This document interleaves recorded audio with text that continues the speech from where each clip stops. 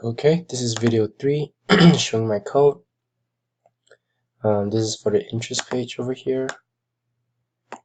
You can see the text, the title here, and this is where the hint.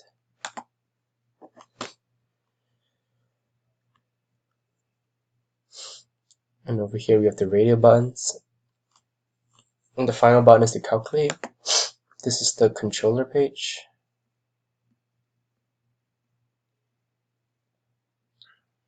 And over here we have the results page that shows the results for the interest rate calculator.